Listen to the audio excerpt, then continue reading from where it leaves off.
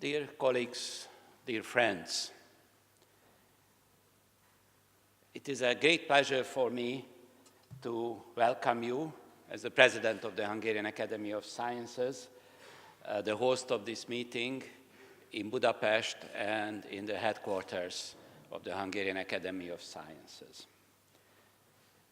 Let me greet in particular President Kluting, President Stock, and President Swart, the co-organizers of this meeting, and also President Pálinkás and President Bourguignon, who are special guests for this opening ceremony. Also, I have the really special honor and pleasure to greet the laureates of today's prize ceremonies, Helga Novotny, former president of the ERC, and Koen Leenaerts, president of the Court of Justice of the European Union. Our Academy is very privileged to organize this first joint conference of Academia Europaea, ALLEA, and the Young Academy of Europe, and to host their annual meeting in the Palace of the Academy. I want to extend my special thanks to the presidents of these organizations to make this possible. And I want to thank to all the prominent speakers, heads of academies, and all the participants who gathered here in Budapest in such large numbers. Dear colleagues, I hope you will have the opportunity to see more of this beautiful palace. The Palace of the Academy was built more than 150 years ago. It was built from the donations of the Hungarian people, completely. Not only aristocrats, but the citizens of this city contributed to the cost of the construction of this wonderful place. At the anniversary celebration a couple of years ago, we had an exhibition where the sign-up sheets for this money collection were exhibited. And there was a line, 70,000 forints was given by a rich merchant. That was a very substantial sum in those days. And the next line says 5 pennies were given by a maid. So it was a real joint effort by everybody wanting to have, everybody who believed in the power of science, in the power of knowledge. Today, the Academy has a research network of 3,000 researchers. We have 45 research institutes, 15 research centers, and some of the best facilities, research facilities in Hungary. I think that this story signifies the significance, or shows the significance of science in Europe. Europe is defined by the diversity of its people and by the diversity of its cultures. But science gives Europe a unique character. It plays a special role in European history for 2,500 years. And I think it is, and it should remain a major cohesive force within Europe. A great history alone cannot guarantee a great future. It cannot guarantee sustainability and resilience for Europe, European culture and European science in itself. The title of the conference shows that these organizations, our organizations, have realized this, and we are here to see what we can do for maintaining our culture and our science and Europe in general. And of course, once we get to the question of what we should do, we have to get to more prosaic things. We have to have the ability to exploit human and financial potential to the best. And we have to be able to build partnerships, to collaborate with each other in the hope that together we'll have a stronger voice than we would have separately. And this is why I was so pleased to offer the building of the Academy. I see this joint effort as a great step of these three organizations, as a great step toward having a more united voice of European science organizations. This voice is indeed very much needed. Wherever we look, we see scientific facts being questioned and challenged by unfounded opinions and misbeliefs. On the other side, every cent that is spent on science needs a thorough justification for policymakers and for the public. There is also a strong competition by emerging science in Americas, in the Far East, and of course well-established science in certain parts of the Americas.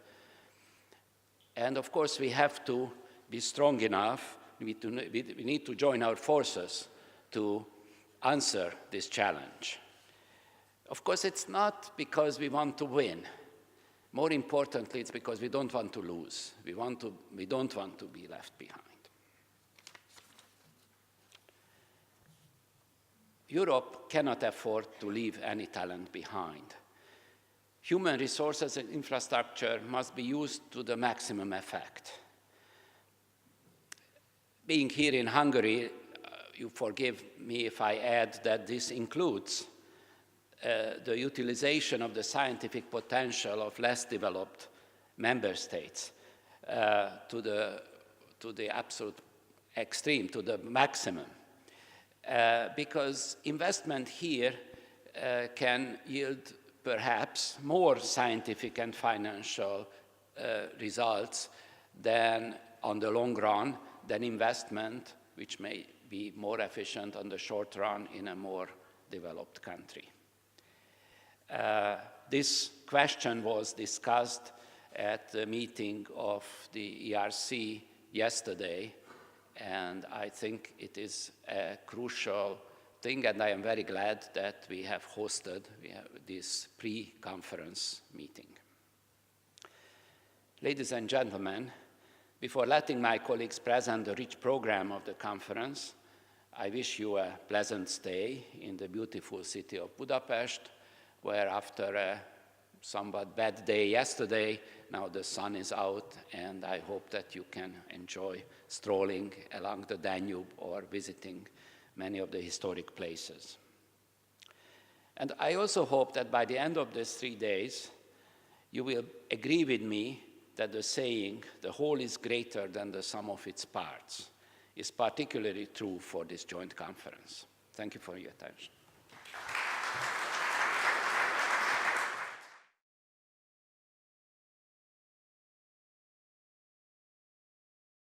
Let me start here by asking the audience here at this opening ceremony to give a big hand to Professor Lovas and his staff here at the Hungarian Academy.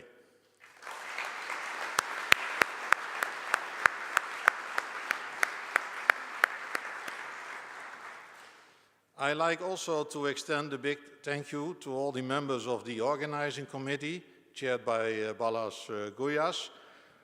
He is not only our master of ceremony, but he has also been very strongly engaged in the organization of the meeting. And for me, it was quite a relief to see that he was still alive at the beginning of this meeting. So please give him a hand as well.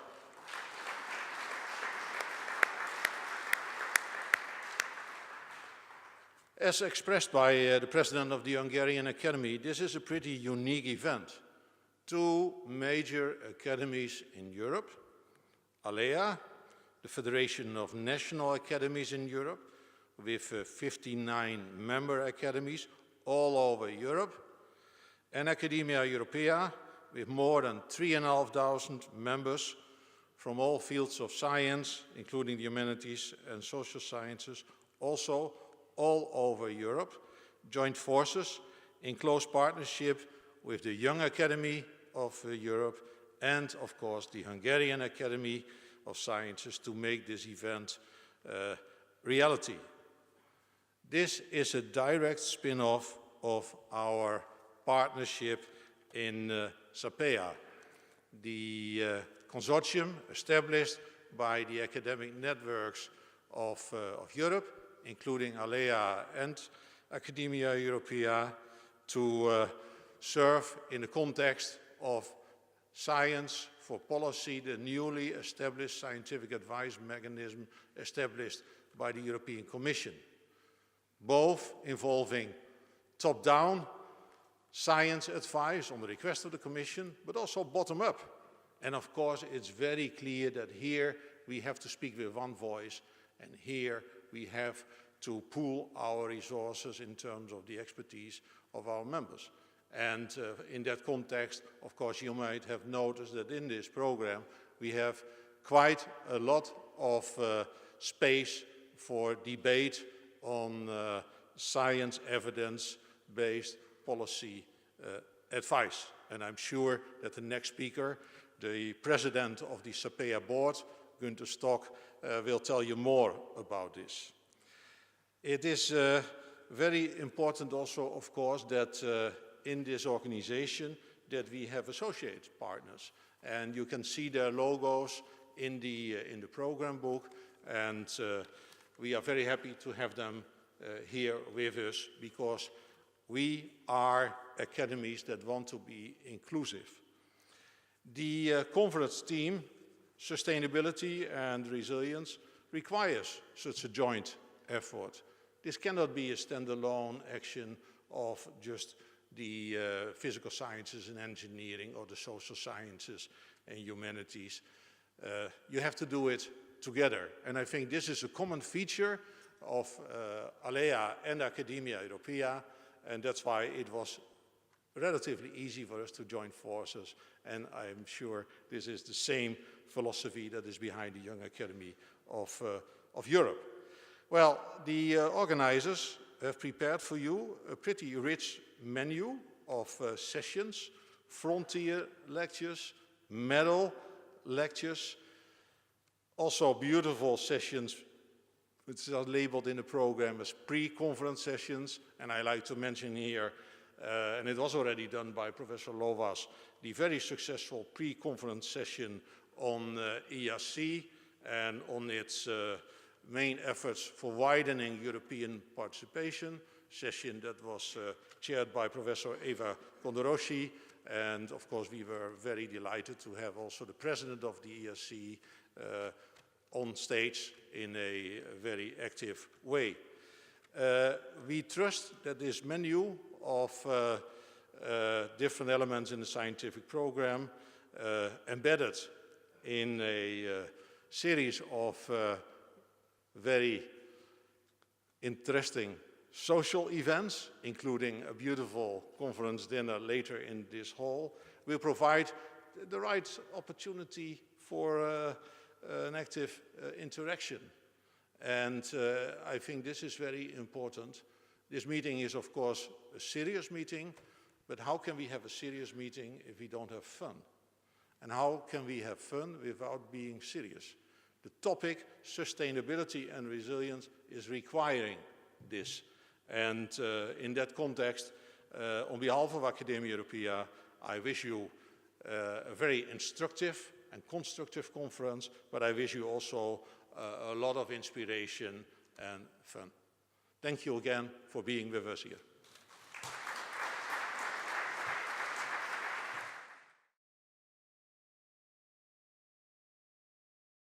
Dear Professor Lovas, dear President Kluting, President Swart, delegates of the academies, both from ALLEA and overlapping also the colleagues from Academia Europaea, Professor Novotny, Professor Lennartz, and I would like to extend my special greetings to Professor Loprieno, and I would like to announce that we 1 hour ago, we just elected him as incoming president from next year on in ALLEA.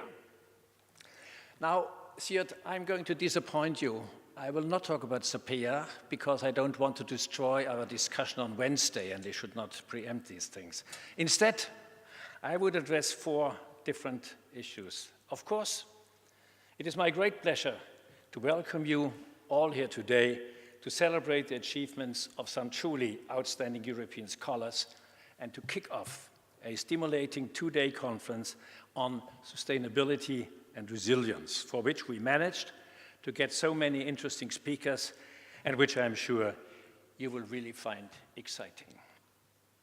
Next, I would like, as Siert already elaborately did, also express my sincere gratitude to our hosts for today already, yesterday already, and the coming days, the Hungarian Academy of Sciences, and it was a splendid organization, and your people are just perfect. Thank you very much. We might come back. Ladies and gentlemen, a lot of people in the audience already know what ALLEA does and what we stand for. For those few who do not, I would like to just say a little word about us. ALLEA, All European Academies, is the European Federation of Academies, Science and Humanities. Currently, our membership comprises 59 academies from over 40 countries. It's the Conseil Européen, which is our leading idea. And as you can see, we go beyond the borders of the European Union, for we fondly believe Europe is more than just a political union. Our academies are prominent research institutions or learned societies within their countries where accomplished scientists can share ideas and work together in a truly interdisciplinary manner. Before I pass the baton to our next speaker, my 4th point, Marcel Swart of the Young Academy of Europe, I want to say a few words on a topic very dear to my heart and, of course, probably also to yours. It's academic freedom. You might share my pain in recent months as we witnessed a creeping erosion of long-standing values and understanding for the importance of scientific impartiality. Last year, at our General Assembly in Vienna, we held a symposium on the freedom of scientific research in the face of political and societal demands. Nowadays, and we only need to look down the road to the Central European University, we are faced with political demands that go far beyond what I feel is reasonable and indeed acceptable for good research to flourish. I'm well aware that I'm preaching to the choir, but I urge all of you here to stand up for academic freedom, support your fellow scientists in jeopardy from Hungary, from Turkey, and we also don't know exactly what is happening currently in Russia, as well as in other countries where we learned from as yet subtle changes, such as also a little bit in Romania. And let us make sure that our thirst for scientific exploration may benefit everyone. Thank you very much.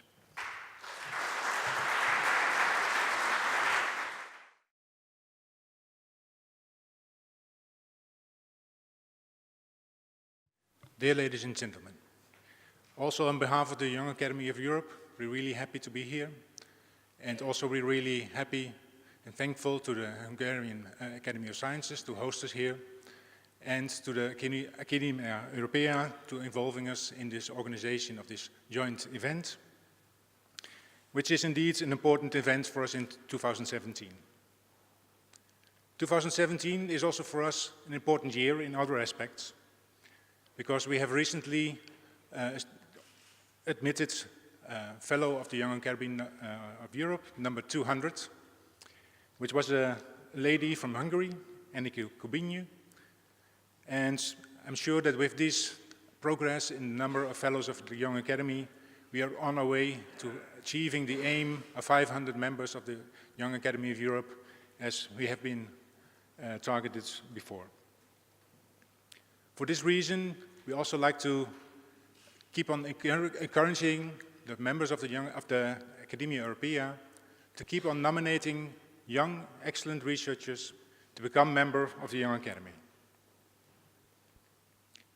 Also this year, we have established, and we are going to present ourselves in the coming weeks and months, we have established the bylaws of the Young Academy of Europe, and we are now on our way to become a charity organization, and this will help us move forward in time.